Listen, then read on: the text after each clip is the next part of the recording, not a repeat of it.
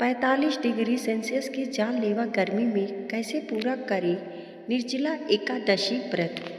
जान लें ये आसान नियम और 5 उपाय। जून की भीषण गर्मी और 45 डिग्री के पारे में बिना पानी के निर्जला एकादशी व्रत कैसे रखें। जाने नियम और 5 आसान उपाय जिससे आपका सबसे कठिन व्रत पूर्ण होगा। निर्जला एकादशी धार्मिक आस्था के पीछे छिपा है विज्ञान का सबसे बड़ा चमत्कार। 25 जून को निर्जला एकादशी का व्रत रखा जाएगा। जून की भीषण गर्मी और 45 डिग्री के पारे में बिना पानी के 24 घंटे का निर्जला एकादशी व्रत रखना किसी अग्नि परीक्षा से कम नहीं है। शास्त्रों के अनुसार महाभारत काल में जब भीमसेन साल की सभी एकादशियों नहीं रख पा रहे थे, तब महर्षि वेद व्यास ने उन्हें केवल इस एक व्रत को पूरे नियम से रखने की सलाह दी थी और कहा था कि इससे साल भर के व्रतों का पुण्य मिल जाएगा। लेकिन इस जानलेवा धूप में अपनी आस्था को सुरक्षित रखने के लिए आपको कुछ बेहद आसान धार्मिक और वैज्ञानिक नियमों का तालमेल बिठाना होगा ताकि आपका व्रत बिना किसी बीमारी के आराम से पूरा हो सके। व्रत से एक रात पहले की ये गलती अगले दिन आपका गला सुखा देगी। इस व्रत की सफलता की शुरुआत एक रात पहले यानी दसवीं की रात से ही हो जाती है।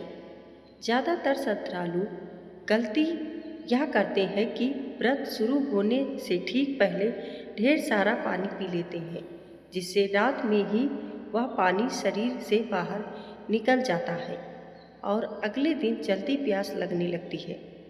नियम यह कहता है कि दसवीं की रात को आप भारी भोजन की जगह हल्का सात्विक खाना खाएं और साथ में नारियल पानी पिएं। तरबूज या खीरा लें।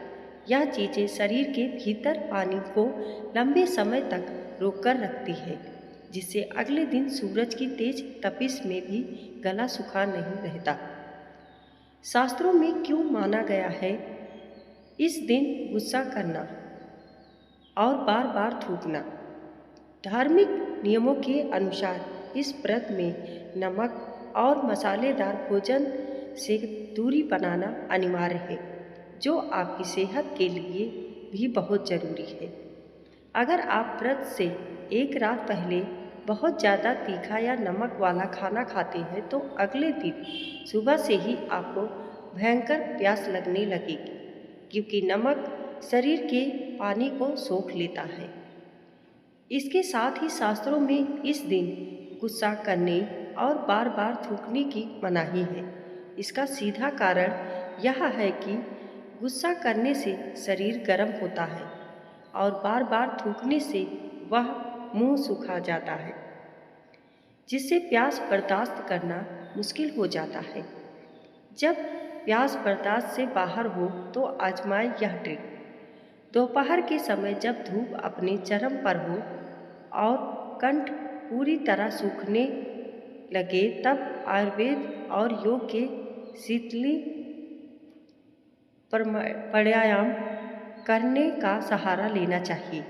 इसके लिए अपनी जीभ को बाहर निकालकर एक पाइप की तरह गोल मोड़ लें और उसी के रास्ते ठंडी हवा को अंदर खींचें। फिर मुंह बंद कर लें, नाक से सांस छोड़ें। यह छोटी सी क्रिया शरीर के अंदरूनी तापमान को तुरंत ठंडा कर देती है और मुंह में थूक बनाती है, जिससे बिना पानी पिए भी प्यास का एहसास काफ़ी हद तक शांत हो जाता है और भगवान के भजन में मन लगा रहता है। बिना पानी पिए शरीर को अंदर से ठंडा रखने का वैज्ञानिक तरीका। जब व्रत के कड़े नियमों के कारण गले से नीचे पानी उतरना वर्जित हो, तब शास्त्रों में जल के बाहरी स्पर्श की पूरी छूट दी जाती है।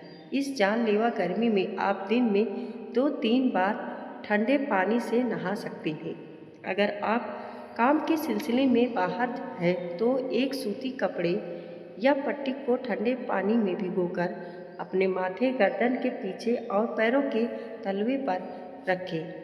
शरीर के इस हिस्सों को ठंडा रखने से लू, हीट स्ट्रोक का खतरा बहुत कम हो जाता है और कमजोरी की वजह से आपका व्रत टूटने की नौबत नहीं आती। इस पावन दिन पर इन चीज़ों के दान से प्रसन्न होंगे भगवान विष्णु।